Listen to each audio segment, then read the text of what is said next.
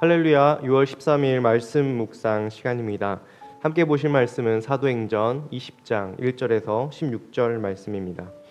소동이 그친 뒤에 바울은 제자들을 불러오게 해서 그들을 격려한 뒤에 작별 인사를 하고 마케도니아로 떠나갔다.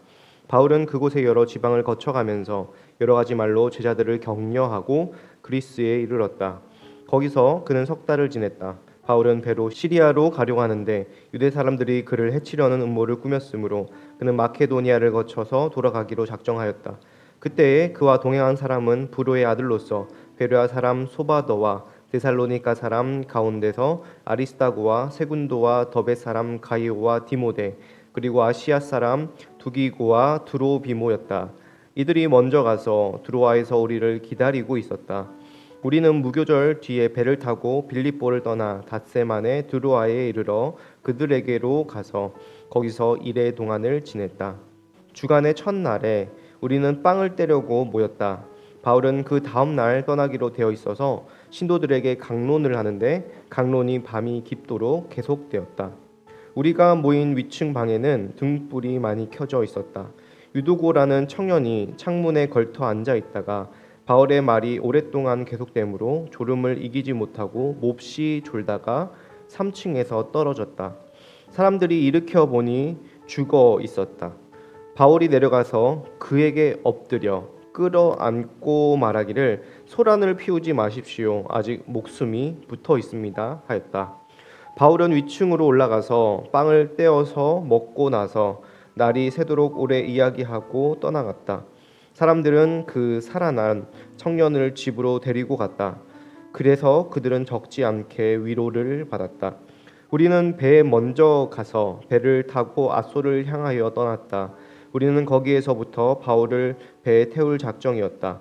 바울이 앗소까지 걸어가고자 했기 때문에 그렇게 정한 것이었다. 우리는 앗소에서 바울을 만나서 그를 배에 태우고 미둘레네로 갔다. 그리고 우리는 거기에서 떠나서 이튿날 기오 맞은편에 이르고 다음날 사모에 들렀다가 그 다음날 밀레도에 이르렀다. 이런 행로를 취한 것은 바울이 아시아에서 시간을 허비하지 않으려고 에베소에 들르지 않기로 작정하였기 때문이다. 그는 할 수 있는 대로 오순절까지는 예루살렘에 도착하려고 서둘렀던 것이다. 아멘. 오늘 바울이 3차 전도 여행 중에 한 죽은 청년을 살리는 놀라운 사건을 우리가 보게 됩니다. 이 유두구라는 청년이 살아난 사건에 초점을 맞추어서 오늘 말씀을 깊게 살펴보고자 합니다. 오늘 바울과 그 일행은 지금 드로아에 머물고 있습니다. 7절에 보면 주간의 첫날에 우리는 빵을 떼려고 모였다. 바울은 그 다음 날 떠나기로 되어 있어서 신도들에게 강론을 하는데 강론이 밤이 깊도록 계속되었다라고 얘기를 합니다.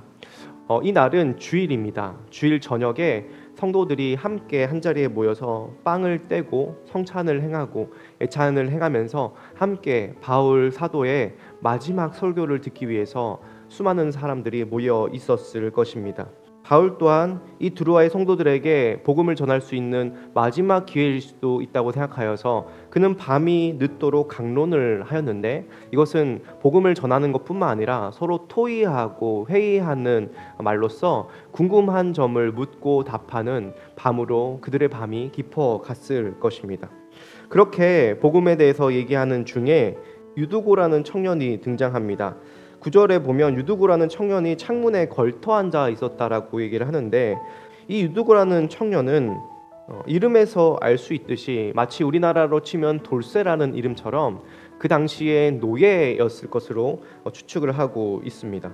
그는 소문을 들으니까 바울 선생님이 내일이면 떠나신다는 이야기를 듣고 하루 종일 열심히 일을 하다가 늦게 도착하여서 피곤한 몸을 이끌고 그 바울 선생님의 이야기를 듣고 있었을 것입니다.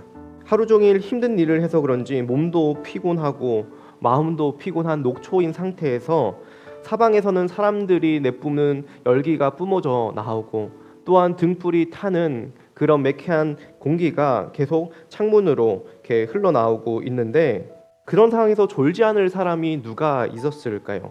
바울 선생님이 늦게까지 이야기하는 그런 상황에서 결국 졸다가 밖으로 떨어져서 죽고 말았습니다.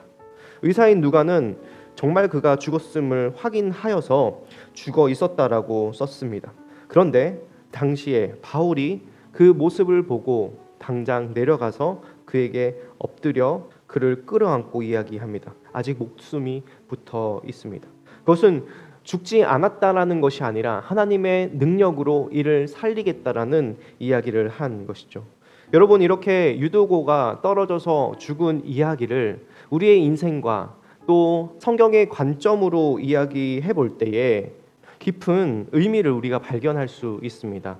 그것은 무엇이냐면 오늘 유두고가 떨어져 죽은 이 사건 때문에 바울과 함께하던 이들이 드리던 예배가 중단되는 것을 보게 됩니다.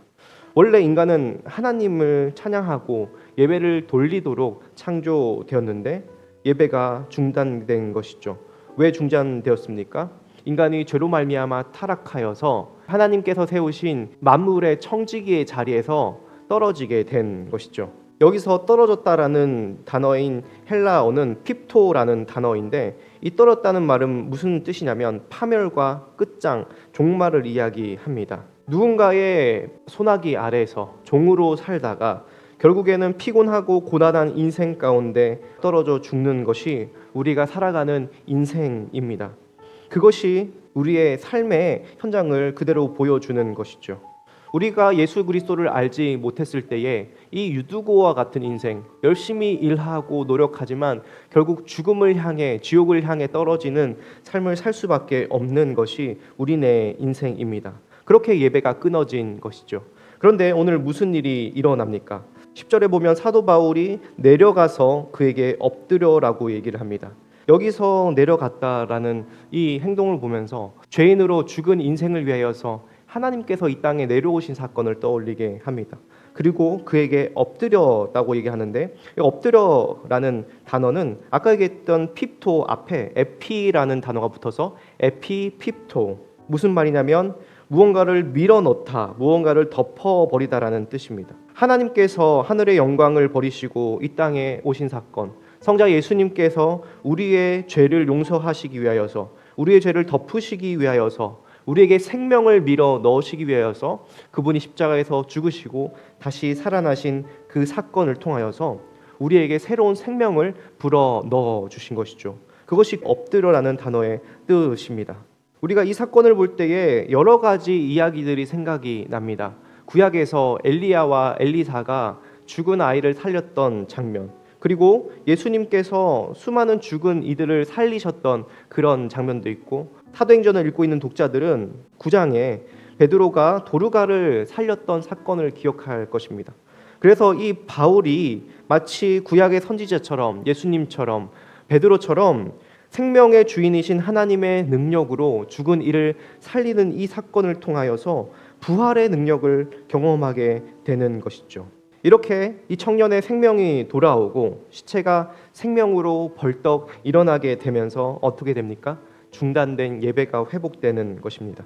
그래서 11절에 보면 올라가 떡을 떼어 먹고, 이 떡을 뗀다라는 것, 우리가 성찬식을 할 때마다 떡을 떼는 것은 예수 그리스도의 십자가의 죽으심을 상징하는 것입니다. 우리의 멈추어진 예배를 회복하는 것은 오직 예수 그리스도의 십자가의 공로로서 우리의 행동이 아니라 하나님께서 행하신 그분의 놀라운 일로서 회복된 것이죠. 그래서 이 유두고의 사건은 단순히 어떤 예배 중에 일어난 돌발적인 상황만을 이야기하는 것이 아니라 우리네 인생의 비참함과 죽어야 마땅한 파멸의 모습을 보여주고, 그 중단된 예배를 회복하시려 이 땅에 내려오셔서 자신의 몸을 던져 우리를 살려주신 예수 그리스도의 생명의 구원의 사건을 우리가 경험하게 된 것이죠. 12절에 보면 이 일을 통하여서 어떤 결과가 벌어집니까? 그래서 그들은 적지 않게 위로를 받았다라고 얘기합니다. 여기서의 위로는 단순히 한 청년이 살아나서 위로를 받은 것을 뛰어넘어서 부활의 능력을 성도들이 경험하고 우리가 믿는 하나님께서 참으로 살아계신 하나님이라는 사실을 확인하는 그런 놀라운 하나님 나라의 영원한 생명을 경험하는 위로를 받은 것입니다. 오늘 우리가 말씀을 묵상하면서 기억해야 될 사실은 무엇입니까? 우리도 유두고처럼 피곤하고 고단한 인생길 가운데 때로는 졸며 때로는 우리가 떨어져서 죽을 수밖에 없는 고난과 슬픔이 찾아오지만 그런 우리를 위하여서 십자가에 달리신, 우리를 위하여서 이 땅에 내려오신 성육신하신 예수 그리스도, 십자가에 달려서 죽으시고 사망 권세를 덮으시고 우리를 살리신 그 생명의 능력이 오늘 이 말씀을 통하여 우리에게 적용되고 있다는 사실을 기억하며, 오늘도 우리가 부활의 능력을 입고 다시 일어나 떡을 떼고 교제하며 하나님을 예배하는 자로서 부르심을 받았다는 그 사실을 기억하며 살기를 주님의 이름으로 축복합니다. 우리 검단 함께하는 교회와 이 말씀을 듣는 모든 이들에게 이 부활의 능력이 오늘도 충만하기를 주님의 이름으로 축복합니다. 기도하겠습니다. 살아계신 하나님 참 감사합니다.